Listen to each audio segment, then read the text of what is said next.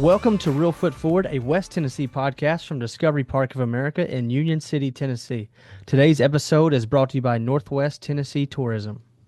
Thank you, Zach, and welcome to Real Foot Forward, a West Tennessee podcast where we explore the history, the people, and the culture of our home here in West Tennessee. I'm your host, Scott Williams. Okay, Zach, before we talk to our very special guest today, what is something you discovered this week at Discovery Park of America? Well, in honor of our guest today, I thought I'd discover something that he's beyond familiar with. So I strode over to the Tennessee room where we have a Matthew Scheck upright piano. And it was just neat to discover that that very piano is from 1890 and it's in very great shape. Yeah, you know what? It's fun every once in a while. Some talented pianist will go in there and start playing on it. It's always fun to see people taking advantage of it. It has a very unique sound. So that was a very good discovery this week. Our guest today is Jacob Tolliver. He is an American singer, songwriter, and self-taught piano firebrand from Portsmouth, Ohio. Welcome, Jacob. Thank you, guys. How are you today? Doing I great. can't speak for Zach. Zach, are you good? I'm doing great. Okay, I'm fantastic, and I'm looking forward to talking to you for a lot of reasons. I have been familiar with your work for a while, and I've definitely been familiar with some of the places that you've played and the productions that you've been in, which we're going to talk about in a minute. But first of all, let's back all the way up to your beginning. Tell us about where and how and when you grew up. Man, yeah, in school, I grew up in Portsmouth, Ohio, as you said, and I don't know, in about third grade, I guess, I started taking piano lessons, and my grandmother was a huge influence on that. She kept telling my parents that she wanted to split the cost of piano lessons if they would allow me to do lessons. And so I was in piano lessons for probably a whopping 6 months, and the piano teacher fired me. She came to my parents one day, and sweet little old lady, and this lady could sight read any piece of music you put in front of her, Beethoven, Bach, you name it. And she comes to my parents, and she goes, "You know what? This boy has a skill, but I can't teach it. He's playing by ear too much." And what I would do is I would read the page very slowly of sheet music, whatever the piece I would be learning that week would be. And it was always very simple, twinkle twinkle little star kind of stuff. And I would come back the following week, and I would have jazzed it up in some way. I'd made it cooler. And so she knew I wasn't actually reading the music. And so we just kept going through this process, and Jacob, you're not reading. And finally it became so miserable when she told my parents that I wasn't a good fit for her. I was beyond excited, and I only had a keyboard at the time, and I put my keyboard under the bed, and I didn't touch it for at least 5 years. I was about 14 when I started playing again. And when I was 14, I was cleaning my bedroom one day, and I was cleaning under my bed, and I saw the keyboard, and I thought, I'll pull this out. And I dusted it off, and I plugged it in, and I just automatically my left hand started going, dum ba dum ba dum ba dum ba dum ba dum ba dum ba dum. And my dad was walking down our hallway, and he heard that, and he poked his head in my room, and he said, "Was that you?" I said, "Yeah." And he goes, "Don't stop that." And within about 3 months, I pretty much had it down to, I at least had the understanding of what I have now.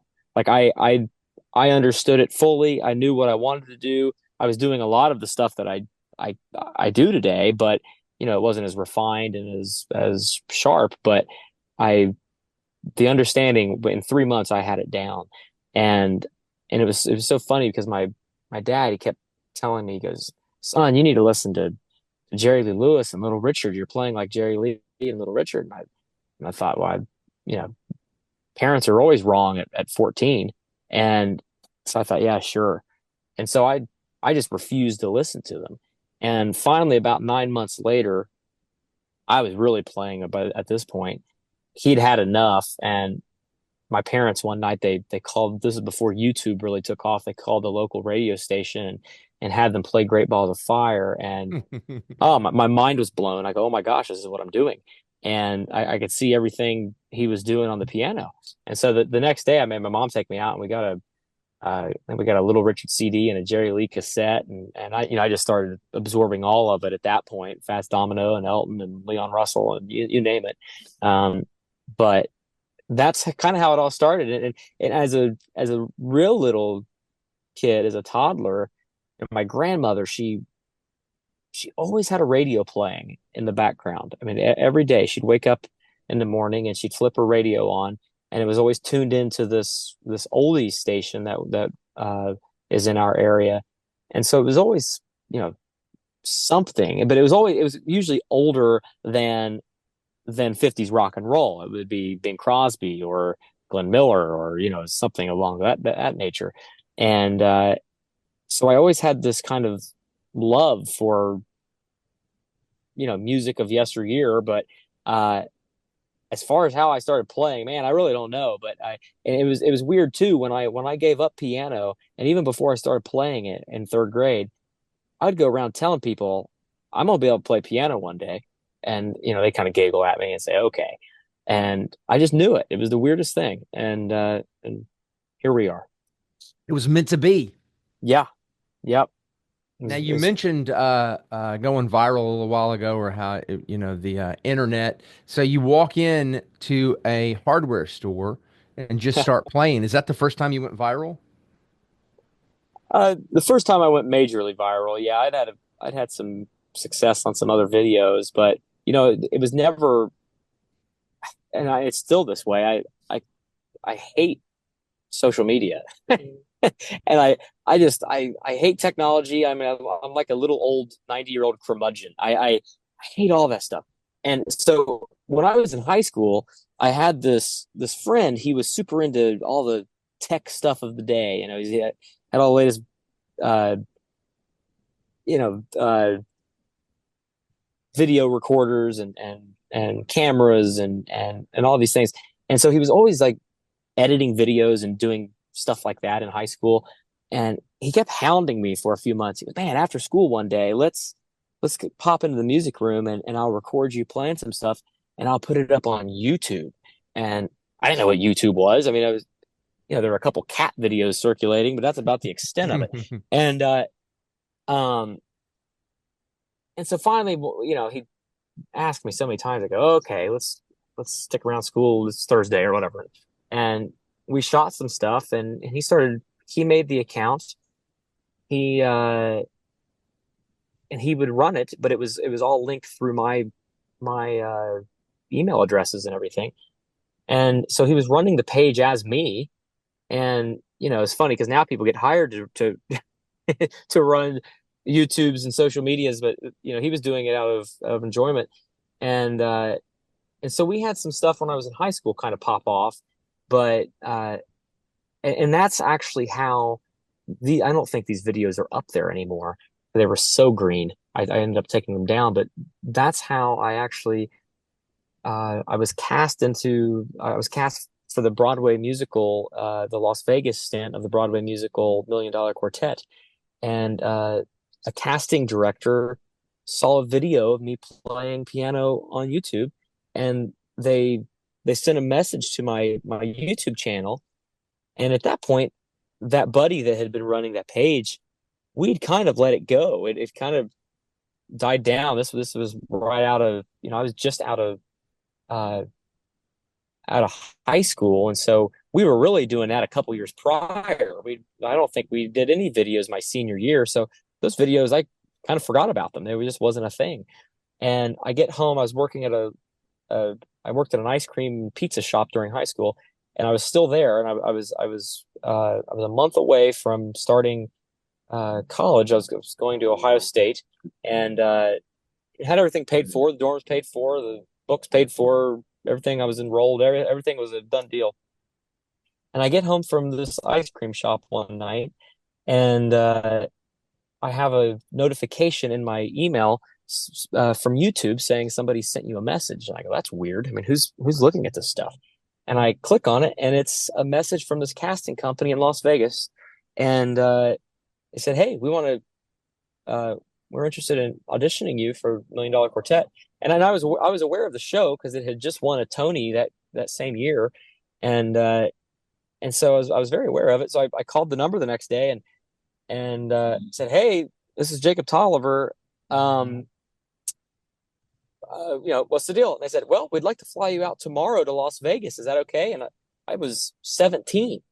And I go, let me talk to my parents if that's okay. And they go, "Okay, but we need to know tonight." And so I waited for my parents to come home, and it was a big long discussion, and we finally came to the conclusion, okay, what's the harm in auditioning? And so the next day I'm on a plane to Las Vegas at 17 years old. I get a call back, and they send me home. So I did a call back. Is when you've done so well, they put you through a round two. And so then the following day I went home, and they said, "Okay, well, we'll let you know something ASAP." The following Thursday, they give me a call, and I had turned 18 in between those. I'd come home on a Sunday, and they called me on a Thursday, and in between those 2 days, I had turned 18. And they called on Thursday, and they said, "Okay, you got the job. Do you want to do this for college?" And I go, "Ooh, let me talk to my parents again," and talk about a big discussion. And Oh, I bet. finally we were like, you know what, college is always going to be there, and I can always go back. And so what's the harm? And we thought this would be like a 6 month long thing. And I had gotten to know the president of Ohio State, a guy named Gordon Gee, and so he deferred my admission, and he said, "Yeah, you can come back anytime. That sounds like a pretty awesome opportunity. Go for it." And so I did. And 6 months turned into 4 years. And it was while I was living out there is when that hardware store video, this is a long way to get to your point, is when that video went viral. We had 2 weeks off from Million Dollar Quartet. So I had flown back home to Ohio to spend those 2 weeks. And a buddy of mine who owned this hardware store, a guy named Mark Harris, he had this piano in the store, and he too plays piano, and he plays just like I do as far as the way he learns. But stylistically, genre-wise, he's more like ragtime and more stride piano. And so during high school, I'd go into this hardware store after school every day, and I'd teach him some rock and roll boogie woogie licks, and he'd teach me this ragtime stuff. And we would just have a ball. And so I was in for those 2 weeks, and he called and he said, "Hey, Jake, I'm actually, if you want to play the piano one last time while it's at the store, you better come in tomorrow because I'm having it moved out to the house." And so I was actually at a Cincinnati Reds game with a buddy when he called, and the guy that was with me at the game, he goes, "Man," he goes, "I'll come by tomorrow. I want to hear you guys play." And so that friend, he came to the hardware store the next day, and I was just playing around on the piano. I didn't know he was videoing, and it was about halfway through that hardware store video that I halfway through that song, I realized he was videoing, and then I kind of start hamming it up a little bit more. But uh, later that day, he goes, "Hey, do you mind if I post this video on my Facebook?" I don't care. What's one more video out there of me playing piano? Doesn't matter to me. And so he posted that video at 5:30 on a Friday, and he called me the next day at 12 noon, and he goes, "Hey man, I think we've gone viral." And at that time, it had over 25,000 shares. That's in less than 24 hours. And it was the wildest thing. I mean, literally, you would click the refresh button every second, and it'd go up by 1,000 shares. And now the share count is well over it's like 1.6 million, 1.5 million shares. And it's funny because if you look at that video, this was before Facebook had view counts. At this time, they didn't have view counts on videos. Going viral wasn't this huge thing yet. and people certainly weren't making a living off of it at the time. And at the time, they didn't have the view count, so when they added the view count, it didn't retroactively put all those views on there. So the share count is way higher than the view count, which logically makes no sense, but that's why. Um, so yeah, that video, man, that opened, I mean, so many doors. I was at a party in Los Angeles about a year later, and in walked the Rolling Stones, and a buddy of mine had brought them, and it was a guy I had known through the Jerry Lee world. We can talk about the whole Jerry Lee connection in a bit, but this guy named Steve Bing, he produced Jerry's albums in later years, and he did a lot of work with the Stones as well, and he brought them to the party, and about 2 hours into this party, uh, I'd been it was a pretty wild party. There were about 200 people there, and it's this late night Hollywood party, and the reason they wanted to come to this party is that Tom Jones was playing on this little stage in this living room of my buddy's house, and they wanted to see Tom Jones play, and so it was like a little Beatlemania in this house. I mean, it was pretty crazy, the things that people were doing. I mean, they were literally jumping over people to just grab at Mick Jagger, and I mean, it was pretty kind of terrible. It was an interesting human study. And at one point, my buddy Steve, he goes, "Man, you talk to Mick and don't let anybody else talk to him for the rest of the night, and I'm gonna talk to Ronnie." They're just Ronnie Wood and Mick Jagger were the only two there, and so we ended up talking for about 45 minutes straight, just the two of us. And at about 30 minutes into this conversation, it was like a light bulb moment. He goes, "Wait a minute. You're the one from that Stole video, aren't you?" And I remember I'm like, "No way, you know me." That's funny. Oh, it was just the wildest thing. But that video, point is that video has made its rounds, man. It's wild. It has opened so many doors, and continues to be quite the blessing. It's pretty wild, just that one video. But Yeah, Steve um, Bing was a huge champion of all things Memphis music, absolutely, he was. Elvis, Jerry Lee. Um, so for the uninitiated, which I don't know if Zach could be considered initiated or not, we haven't talked about this. Zach, do you know much about the Million Dollar Quartet? I know Jerry and Elvis are in it, and Okay, there's good two other job. guys. Is Good Johnny job. Cash one of them? Yep. Okay. I tell you what, Jacob, why don't you, for Zach and the other folks that are listening that aren't too familiar with the Million Dollar Quartet, why don't you give them just like the real quick Million Dollar Quartet 101? Yeah. December 4th, 1956. Uh, Sam Phillips is the guy that ran this recording studio, Sun Records, which is where Elvis Presley came about, and Jerry Lee Lewis came about, and Johnny Cash, and B.B. King, and Roy Orbison, and so many people. A lot of blues guys as well. Uh, Sam Phillips was doing a session on this guy. This is the fourth member of the Million Dollar Quartet, Carl Perkins. Carl Perkins wrote this song, Blue Suede Shoes, which everybody knows. And he wrote a lot of other songs too. And he's highly regarded as being one of the best guitar players ever.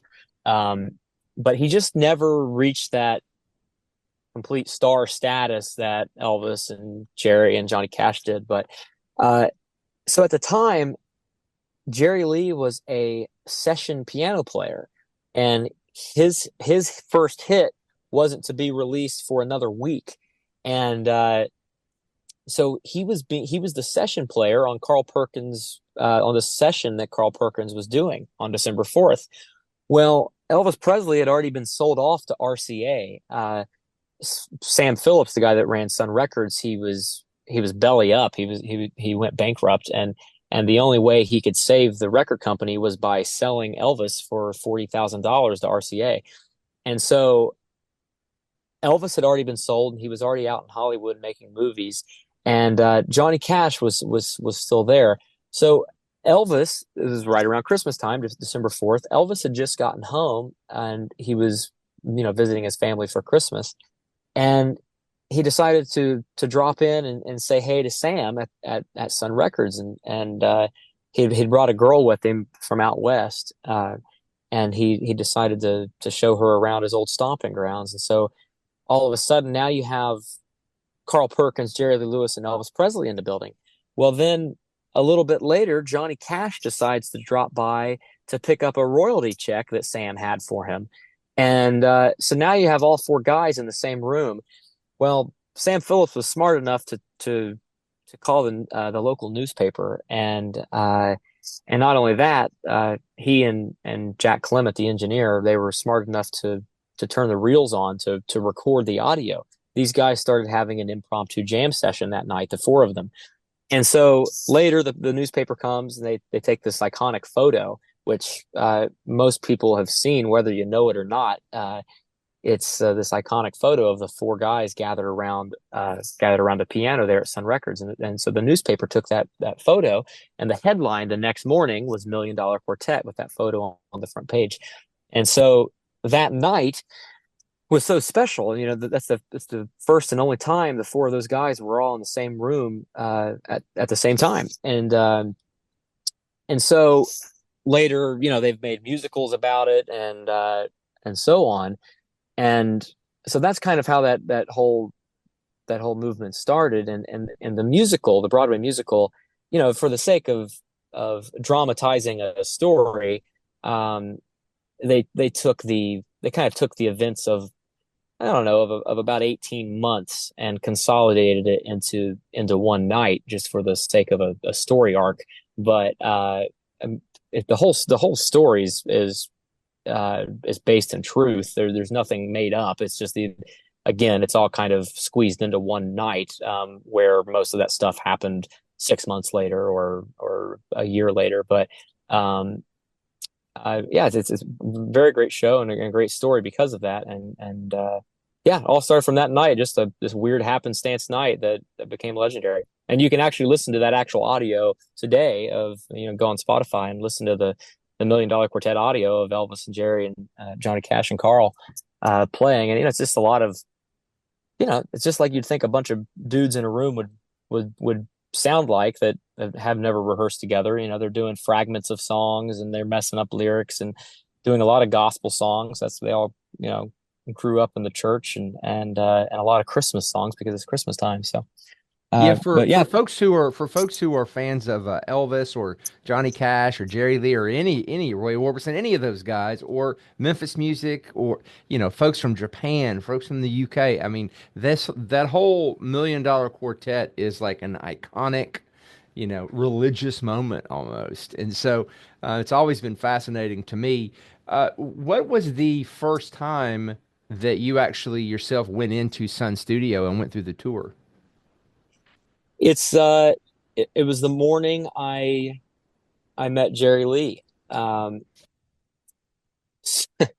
so when that hardware store video went viral, people kept sharing it to Jerry Lee's wife's Facebook page. And finally, she got so fed up with it, she sent me a friend request and sent me this nice little message. She goes, "Hey, honey, I just want you to know that the killer and I think you're awesome. We've seen your video. People keep sharing it to our page. But anyway, you know, stay in touch and doing a great job," something like that. And so I'm like, what in the world? This is amazing. And, uh, so over the course of about 6 months, we just started staying in touch more and more regularly. You know, it started out that she checked in, you know, a couple weeks later going, you know, how's the success of the video going? And then at that time I had gotten on, from that video, I American Idol approached me and I did, a little stint on American Idol. And so Jerry kept wanting to know about that. And so she would check in and send me little messages from Jerry to me. And it got to the point where we were almost talking daily. And so at some point she goes, "If you're ever in Memphis, let us know and we'll have you over for lunch one day." Well, I'm never in Memphis. I go, "Oh, that's funny." I'll be in Memphis June 14th. Um, I had a week off in June of that year, and and so my plan was to go to Ohio and visit family. But it's when she said that, I go, "I know where I'm going."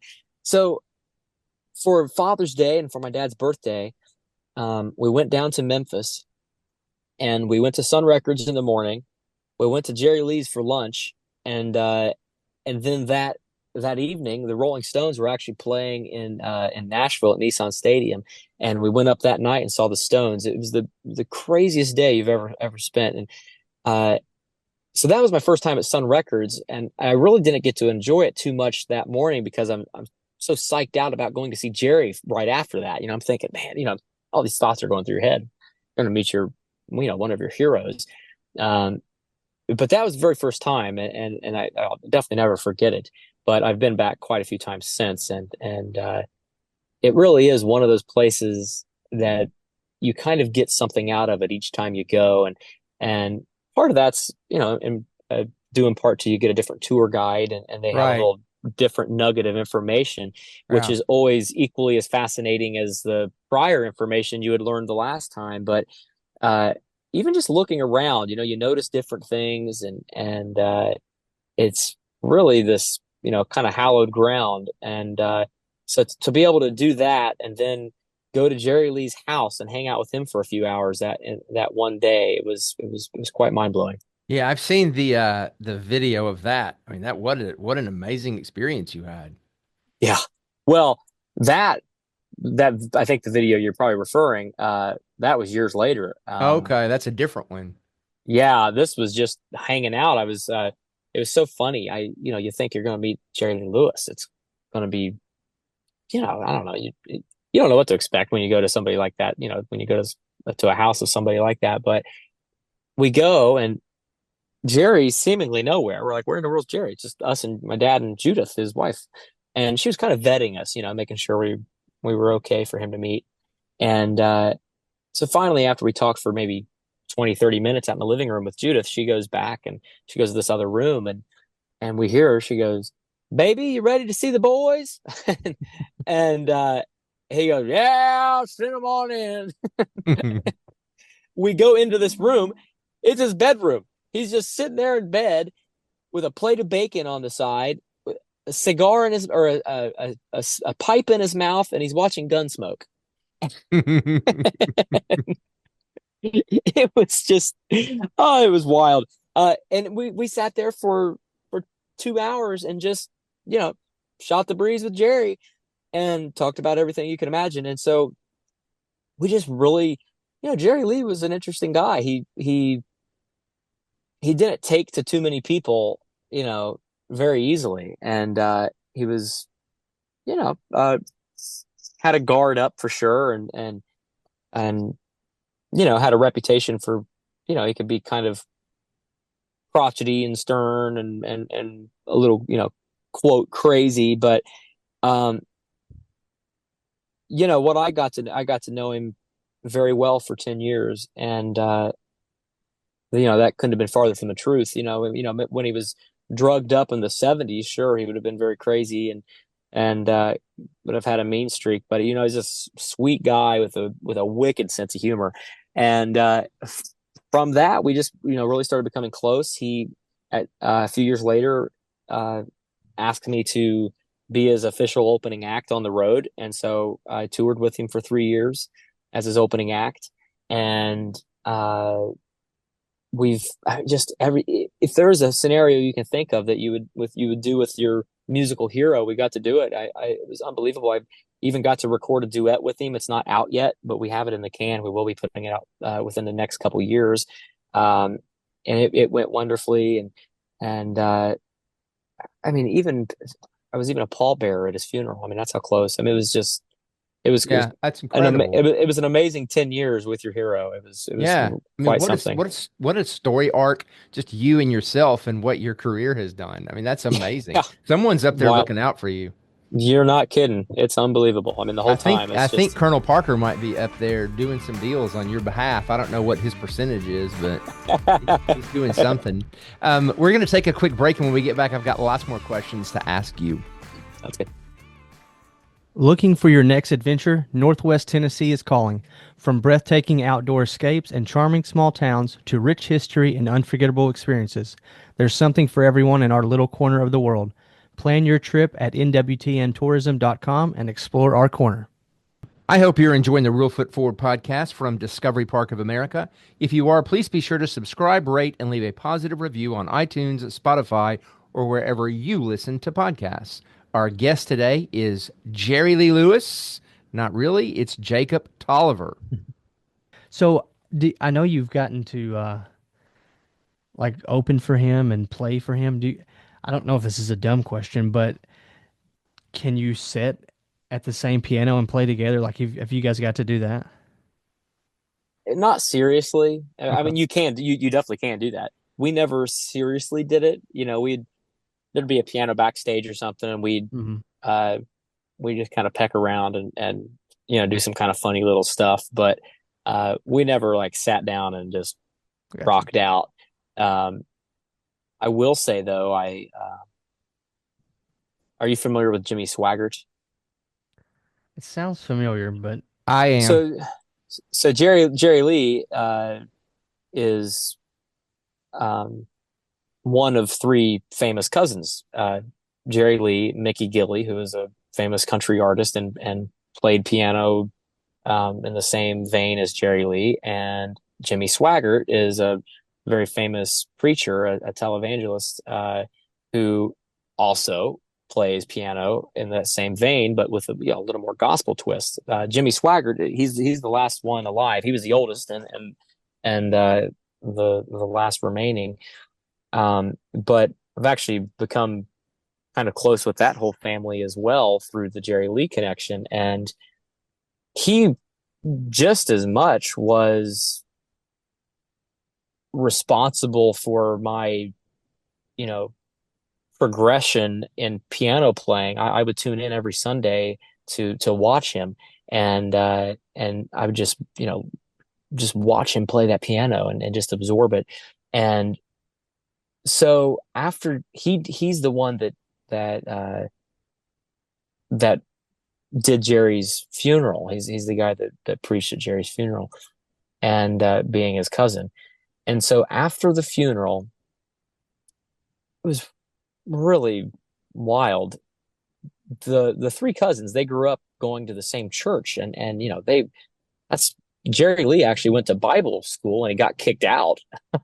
But he was going to be a preacher as well. But I mean, that was such uh, a huge part of their life was that church, and it's just this little old white country church. And after the funeral, I me and Jerry Lee's old road manager, we decided to go to that church. It's down in Faraday, Louisiana, where Jerry Lee was born and raised, and that's where he's buried. And we had never been down there. It's in the middle of nowhere, and we decided, we're like, you know what? We've never been down here. Let's on our way to there was a reception after the funeral and after the graveside uh, service, and we were like, you know what? We're never down here. We've never been. Let's stop by that church real quick. And we had already said goodbye to the Swaggarts. The Swaggarts were driving back to Baton Rouge where they live, and they weren't going to the reception. They had some engagements up in Baton Rouge, and so we'd already said goodbye. And now Eric, Jerry Lee's old road manager, we decided to go to this little church, and we pull over and we're just looking at it and like, man, it's so picturesque. I mean, it's literally just the perfect country church. And we're walking around and just kind of peering through the windows and just, man, can you imagine what it was like? Just the three of those boys playing on that old piano in there. And they're just gawking. And 2 minutes behind us, in rolls Jimmy Swaggart. We just said goodbye to him. And he was doing the same thing we were. Um, he's like, you know what? I haven't been home in so long. It's only 2 hours up the road, but he hadn't been there in years because all of his family had passed away. So he was doing the same thing we were. He was just checking out the old country church. And so now all of a sudden we find ourselves at the church with one of the cousins. And we're there for a couple minutes and just talking about the church. And all of a sudden out walks the preacher, the current preacher of the church. He had been in the back, and he unlocks the door and he comes out and he invites us inside of this little old church. And so in we go. Now I'm in this church with my other equal piano hero after I literally had just literally put Jerry Lee's body in the grave. And here I am at this where it all started with Jimmy Swaggart, and Jimmy and I, we got to uh, sit down, and it's a keyboard now, but we sat down behind that keyboard and we both played together, and we really got to play together. Uh, where Jerry Lee and I, we never really seriously played, but Jimmy and I that day we were playing some stuff, and it was just incredible. And the stories, he's looking over at that pew there, and he goes, "That's the pew where I prayed to God that I could play like Jerry Lee." And 2 weeks later, I was playing piano, and that's the pew there that Jerry Lee got in trouble because he carved his name in the back of. And you see that house right there? That's where my mother gave birth to me. And it's just the wildest little, you know, 12-hour day. It was quite bizarre, but that's a long way to say that I didn't really get to play entirely with Jerry Lee at a piano at the same time, other than just tinkering around. But I did get to play seriously with another piano hero. So hearing your stories is bringing back a lot of memories for me. I used to work at Elvis Presley Enterprises. Yeah, And so I got to work on Million Dollar Quartet when it was first going to Vegas, and some of the Elvis promotions, and sure. they would come to Elvis Week. So it's Yep. bringing back a lot of memories. So you got to work. I don't know if you got to work with any of the Elvi that I knew that either were in the touring show or in Vegas, but I don't know if you know Cody Ray Slaughter or Justin Shandor or Tyler Hunter. Do any of those names ring a bell? Uh, they all do. Um, Tyler was the first Elvis in Million Dollar Quartet Vegas. He started the show with us, and then he was there, oh, I don't know, a year and a half or so. And then to replace him was Justin Shandor, and Justin finished out the remaining years of that 4-year run. And Cody, I don't know Cody well. We've met a couple of times, but I can't even say really hung out. Just we've met, and I actually, when I played Discovery Park last year, he was the headliner when I was playing. Um, so Yeah, I so it's Yeah. we the for a while I was working on the Ultimate Elvis Tribute Artist contest, and the winner got a chance to perform with Million Dollar Quartet for a period of time. So those were really good times. And I noticed that you have also been doing some things with Wink Martindale. Yeah, that's another one of those weird little things in my life. When I was like I think I was like fourth grade, third grade, I thought I'm going to be famous. But to be famous, you have to have a stage name. And man, what's my stage name? I don't know what my stage name is. And I thought and I thought and I thought for months on this. And finally, one day, I knew who Wink Martindale was because he was that that radio station that I referenced earlier that my grandmother would listen to every day. He was one of the syndicated disc jockeys on that station. So every day I'd hear, "And I'm Wink Martindale," or something like that. And so one day, after literally months of dwelling on this, it hit me like a ton of bricks. It was a light bulb moment. I go, I got it. I am Wink Ellington. Duke Ellington and Wink Martindale. That's my name. And so I went through I went through about a 6-month spell where I signed my school papers Wink Ellington. I made my teachers call me Wink. My parents called me Wink. I mean, I was adamant about it.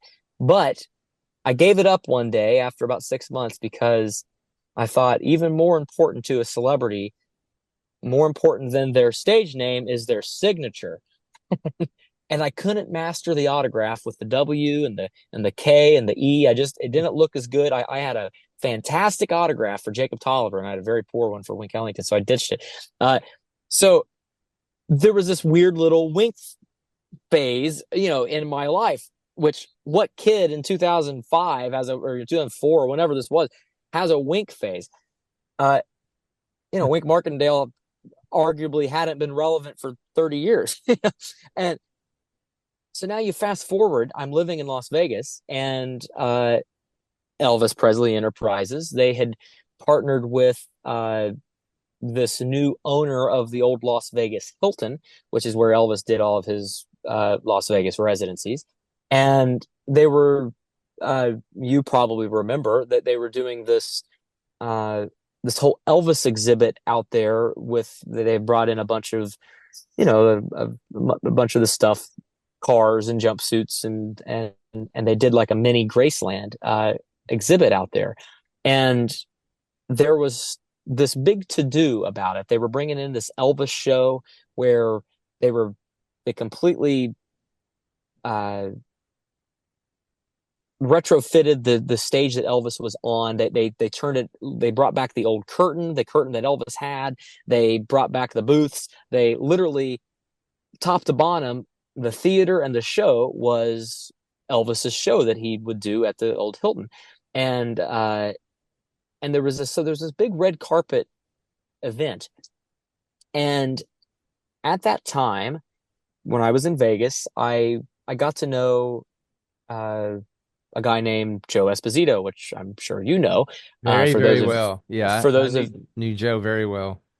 so for those of you that don't know, Joe was Elvis's right hand. They met in the army. He was his best friend, best man at his wedding, head of security, practically the guy that found him dead. And just his biggest cheerleader, really. And we got to know Joe really. He lived in Vegas, and we got to know Joe really well for his last um, 4 or 5 years on Earth. And when we got to know him, he was still very clear minded, and he sadly uh, suffered from dementia, and it went pretty quickly. But he started coming to our show a lot, and we became friends with him.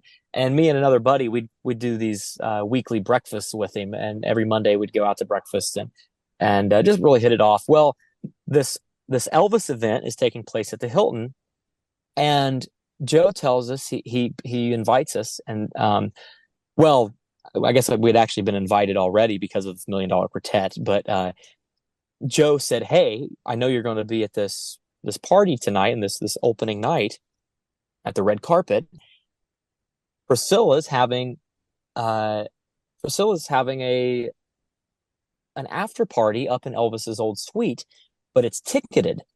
And he goes, "I'm going to get you in though, so you guys, stick around the elevator after the show." And he goes, I'm going to get you into that party." So what Joe did? Here's Joe Esposito sneaking us into this party. He goes up with his two tickets. So uh the only way they, it's a public elevator, so people were actually using this elevator to go to their rooms. So the only way that you could actually go to the party is if you showed a ticket, and that told the the guy running the elevator that, oh, you can go to the top floor. And so they weren't carrying stubs or anything. It was just a simple pass to get you through the door. So Joe, about 10 minutes later, comes back down and he goes, "I have two tickets for Jacob Tolliver." Jacob Tolliver. He just took his same two tickets and he brought them back down. And so all of a sudden, here we are, and we had just gotten off the stage. It was me and another buddy that was in the show. We had just gotten off stage, so we're all sweaty and nasty, and we really weren't ready for this red carpet event. It was just the turnaround was too quickly. It was too quick from the time our show ended to the the red carpet over at the Hilton. So we kind of looked like schmucks. And here we are up in the top floor in Elvis's old suite, and everybody's in a tux and they're sipping champagne and it's very prim and proper. And here's two sweaty musicians for Million Dollar Quartet. At some point, there's this quiet little jazz trio in the corner, and they're playing this. It's literally an $80,000 Bosendorfer piano, and there's a guy playing quiet jazz on the piano, and there's an upright bass and like a little jazz guitar, and it's just this little trio in the corner playing jazz music. Joe comes up to me and he goes, "I'm going to get you up on that piano later." And I go, "No, no, no, no, no. This is not the place." I'm like, "I already stick out like a sore thumb. I'm not going up and as everybody's in tuxes and they're prim and proper, they don't want to hear me banging around on a piano, and especially that piano. It's $80,000." And he goes, "Okay, okay." Well, 20 minutes later, somebody gets over the mic.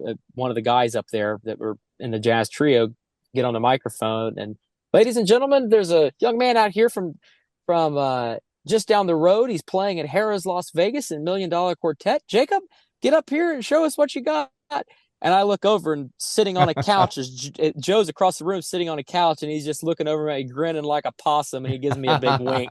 Gives me a big wink, and he's like, "Ha ha, I got you." And so if I'm gonna do it, I'm gonna do it. So there I go, and I gave it my all, and everybody was there. You know, Priscilla and Lisa Marie and George Klein, and there's so many characters in that Elvis world. Well, Wink Martindale was there. Wink was, for those of you that don't know Wink, he started out as a DJ, a radio disc jockey in Memphis, and he he was there the very night that they played Elvis's "That's All Right, Mama" for the very first time on the radio. And he then later became a very iconic game show host, and he hosted something like 23 game shows.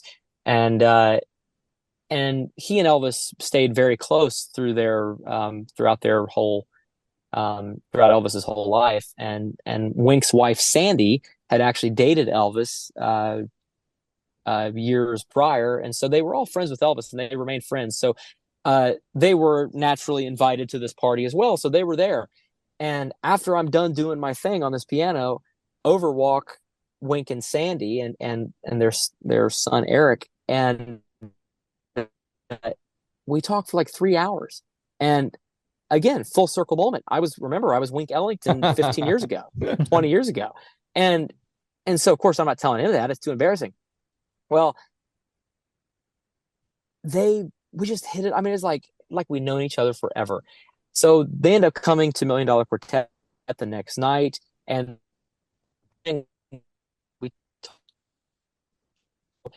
just really hit it off. And so I just released a song called "Never Made It to the Moon" last week, and it's this metaphorical song of this love song of the love situation not making it out. So they never made it to the moon, and so I thought, man, it would be cool to have this kind of a Walter Cronkite-esque news broadcast in the middle of this song, with saying that this lunar capsule didn't make it to the moon. And so after we had recorded the song last year, I texted Wink and I go, "Hey man, I have this song called Never Made It to the Moon, and I would love for you to do this broadcast of the capsule not making it out." And so I sent him a little script, and a couple hours later in my inbox was the script that he had read for me. And so he's a part of this song. Sadly, we just lost Wink a week and a half ago, or 2 weeks ago now, I guess. And it was a week before the song came out, and so he sadly didn't get to hear the song or see the video. But it was ended up being, I guess, the last project he did. Wow. And but I didn't realize that. Same thing, and he became a just like another one of these like grandfather characters, almost like a Jerry Lee, just another really close friend.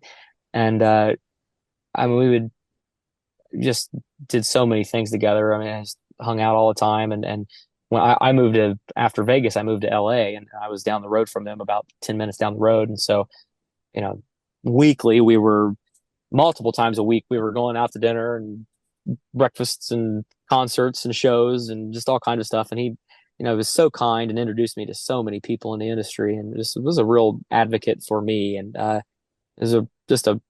he and Sandy were both just amazing friends, and I definitely miss him. Yeah, I worked with him. I worked with him on a few things. Did you ever meet Brian Mays through working with Wink? I think he was like his agent in Nashville, maybe. Why do I know Brian Mays? He's like an agent manager for a lot of different folks like Wink and others. He also does the Elvis tribute Elvis festival in Nashville every year. Now, I know they talked about Tom Brown doing that, but I don't. Tom and Brown, Tom Brown and Brian Mays do that together. Got it. And I have been their judge a few times for that contest. Cool. Yeah, I don't know if I have. The name does ring a bell, but I couldn't tell you if I've met him or not. Yeah, he's a good guy too, but he worked a lot with Wink. and they were really good friends as well. So, but yeah, you it was really it's an interesting place to be young with all these folks that knew Elvis and to be able to listen to them tell the stories and to be behind the scenes. It's you've had a lot of those pinch me moments where you're just glad to be there. It's a lot of these weird ones, like where they just double back. And I mean, even with the Elvis thing, when I was 6 or 7 years old, I have no idea where I got this because my parents weren't into it. They were Van Halen, Led Zeppelin, AC/DC, whatever. And my grandmother's radio, again, it wasn't really playing 50s rock and roll. I don't know, or anything later than that. So I don't know where I got it, but I became, for about 5 years, I was the biggest Elvis fan. And I started at about age 6. And I don't even know how. I mean, my parents were always astonished. Like, we don't know how he even knows who Elvis is.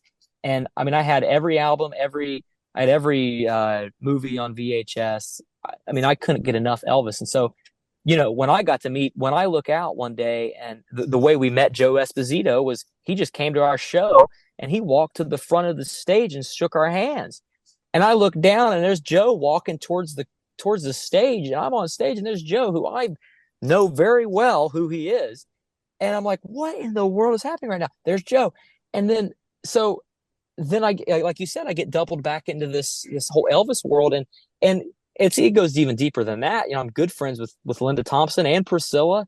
And, even, Tom Jones, and like all these people that there's no doubt had Elvis lived, I would have been friends with him. I mean, it's like all these people, it's like, there's no, you couldn't be more in the Elvis world if you wanted to be.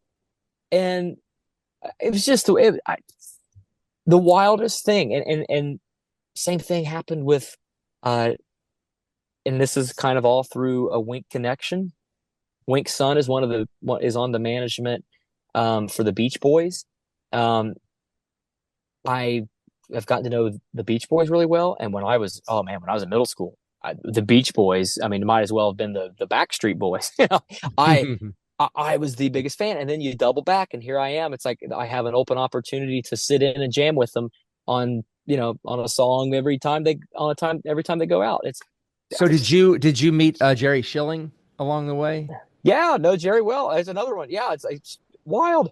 Yeah, It's Jerry's a great guy. He actually was on our podcast here during every year during Elvis Week. We have one Elvis guest on, and Jerry was kind enough to join us for our podcast last year for Elvis he's Week. great. He's Yeah, great. such a great guy. I Yeah. could not think more highly of anyone. But all those folks from the Elvis world, it's such a great culture to hang out in. Linda Thompson and I were both judges at the Tupelo Elvis Tribute Artist Oh Contest. yeah. Anyway, I just do those for no other reason than just to get to hang out with the people again. Such a Yeah. great spirit. It really is. It's incredible. Well, I'm really excited about you coming here to Discovery Park of America. You're going to be performing at Rhythm on the Rails on May 23rd of this year. Folks may be listening to this after it's over with, and if not, if they're listening to it, Zach, when does this come out? It'll come out next week.